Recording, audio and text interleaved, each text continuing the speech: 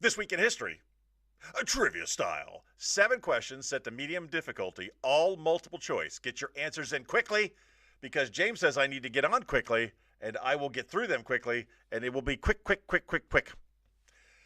On November 17th, 1869, what major transportation route officially opened? Ha ha ha ha!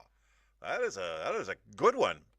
It's November 17th, 1869.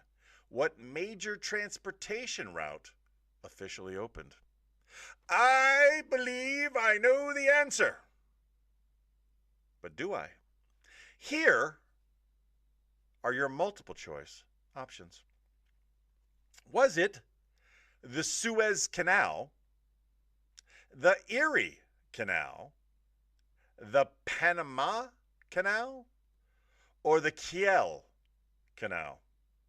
Which of the 3 was officially opened on November 17th, 1869? James pops in with the Transcontinental Railroad in advance of me providing the options. You can do that. We also allow for one fake funny answer and one real answer. But I don't care anyway because I'm not keeping score. So if you can make me laugh, good on you. Half a point, whatever.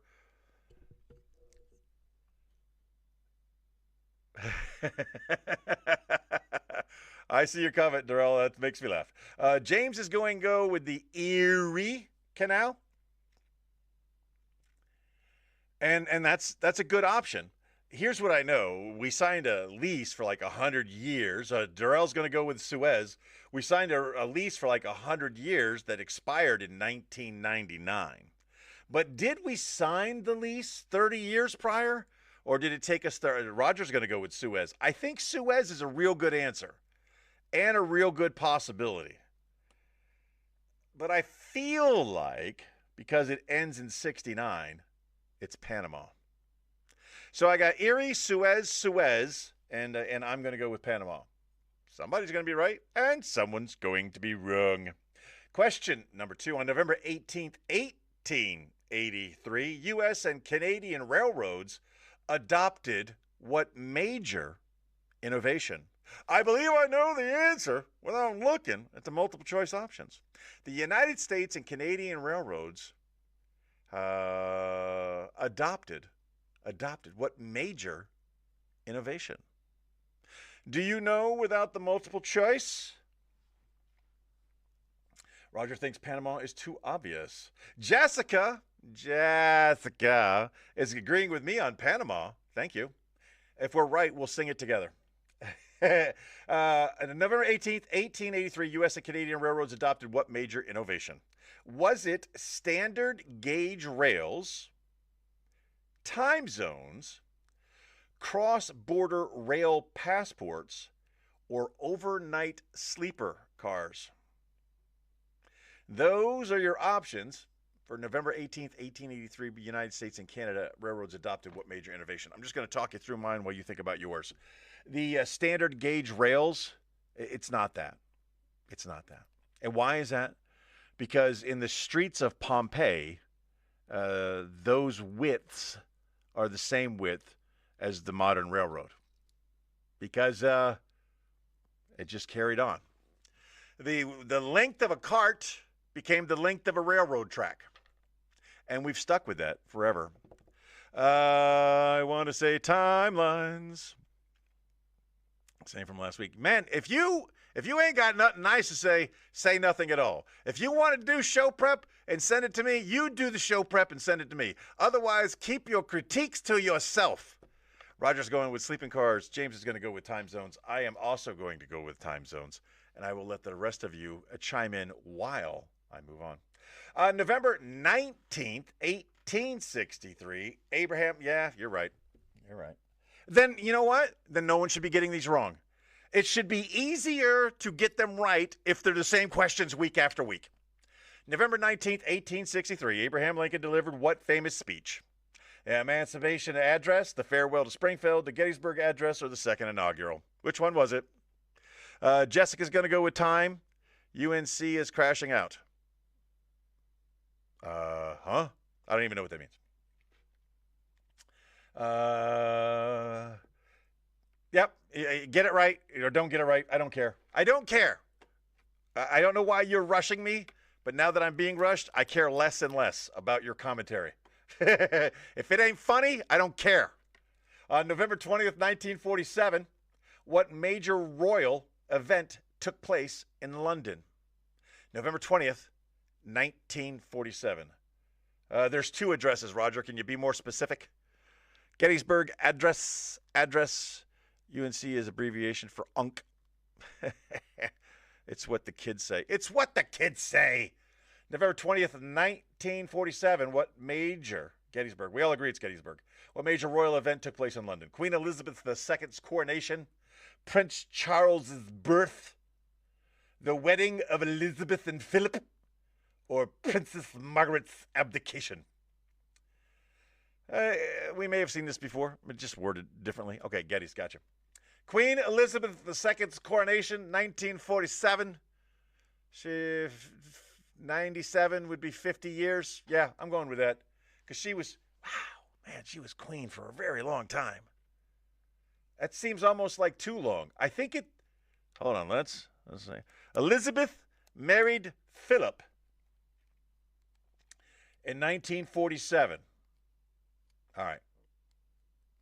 Queen Elizabeth, her coronation or her marriage? Which is it? You're killing me with these partial answers. 1947 to 1997 is 50 years. And she lived for another 20 years beyond that. I believe her reign was 70 years. Yeah, I'm going to go with the coronation. But they could have been married for 70 years too. I'm going to go with the coronation. Queen Elizabeth's coronation. Darrell's going to go with they got married. James is going to go with the coronation. And Jessica is going to say exactly what we would expect our one female member to say. They got married. They're so loving and caring. Jessica has been a queen for a long time. Very funny. Those are the comments I want to see, not your critiques. On November 21st, 1620, the Mayflower Compact was signed where? Where was the Mayflower Compact signed on November 21st, 1621?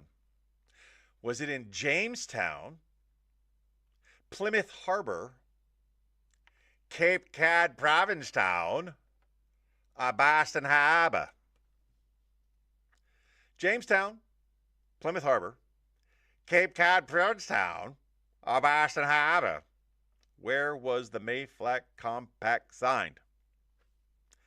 Where did we first find out that socialism did not work?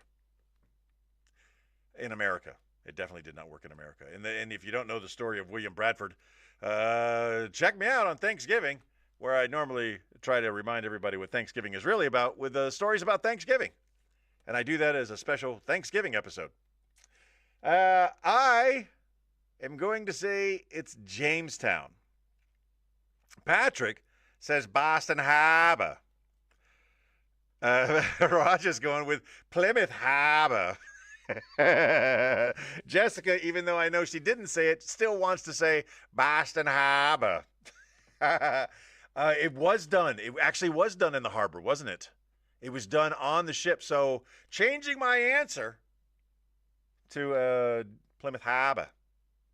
Plymouth Harbor. And James is going to go with Boston Harbor. All right, we all got our answers in. On November 22nd, 1963. I mean, here you go. Which U.S. president was assassinated in Dallas, Texas? If you get this wrong, renounce your citizenship. November 22nd, 1963, this president was assassinated in Dallas, Texas. Was it Harry S. Truman, Dwight David Eisenhower, Richard Milhouse Nixon, or John Fitzgerald Kennedy? And again, I'm very proud of myself. They don't give me the middle names. I know these middle names. And with the exception of Truman and Eisenhower, I lived under at least two of these presidents. Oh, and Kennedy. Yeah, I only lived under one. Darrell's going to go with MLK, and he's wrong. Location, location, location. Not a president. Possibly a typo. Give you a chance. Oh, okay, all right. So that was his joke answer. He still gets full credit. Patrick says JFK. Good job, young man. Thank you. Teach your children. We believe the children are the future. Teach them well and let them lead the way.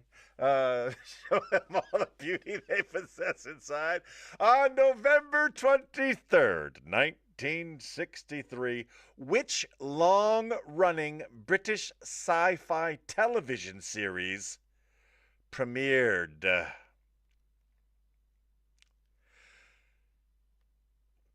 November 23rd, 1963, which long-running British sci-fi television series premiered? Funny. I love it when you guys give funny answers, and I love your real answers. The final question of the week right now. Long-running British Drohu? Yeah, Drohu. Doctor Who are the answers that are coming in. I haven't even tried to read you the multiple choice options because I think we're all going to get it right. Roger goes with Doctor Who? Was it Blake's 7? No. Was it Doctor Who? We're not British, and we all know Doctor Who. So there's a very high probability that that is the answer.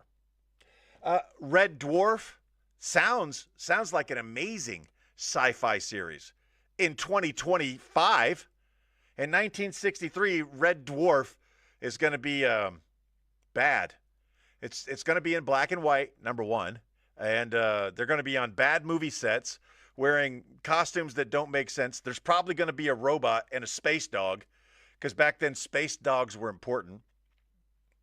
Yeah, Red Dwarf would have been bad. Now, this one had a potential. The Prisoner. Huh? A British sci-fi series from 1963 called The Prisoner? Because he was serving a life sentence. I believe we all know the answer. I believe we all said the answer. It's Doctor Who. So, answers, please, is what I type into the Google box. And it's going to tell us. Shite. For those of you that answered Suez Canal. That's funny. The Prisoner was a spy drama. Red Dwarf is hilarious. Was Red Dwarf an actual show? All right, let's get on to the answer so we can wrap this thing up for this week. Answer 1 was the Suez Canal. I was wrong. I got tricked by the number 69. Question 2 was, in fact, time zones. Question 3 was the Gettysburg Address. Question 4 was not the coronation of Queen Elizabeth II, but it was the wedding. Question 5 was Cape Cod, Provincetown. Question 6 was John F. Kennedy, and question 7 was Doctor Who. Did any of us choose Cape Cod? I did very poorly this week. 1, 2, 3, 4. I got 4 out of 7. Post your scores, whether you're playing live now or in the future. A new episode of The Lunsby Show should be taped later today. It's Sunday, it's football, and last night was the Las Vegas Grand Prix. You did what? What did you do? You answered Cape Cod? Good for you. How many did you get? Roger got 5. Las Vegas Grand Prix, crazy ending. You ready for this? It was a 1, a 2, and a 3. And then at the end they said 2, disqualified. And your partner, disqualified. Which just made Formula One really, really interesting when it comes to determining this year's champion. I got all except the one I didn't answer because I type fast. Claire, it's disqualified. Yes, I just mentioned that. That's going to wrap up the supplemental for this week. Yes. Go Pats. Boo. Boo. That's going to wrap it up for this week. I look forward to hanging out with you guys. It makes for a great Sunday morning. I remind you today, as I remind you every day, just be the best person that you can be. And if you were a great person today, be an even better person tomorrow. Chick Bruce sends her love. Lunsby. I really need to. Lunsby.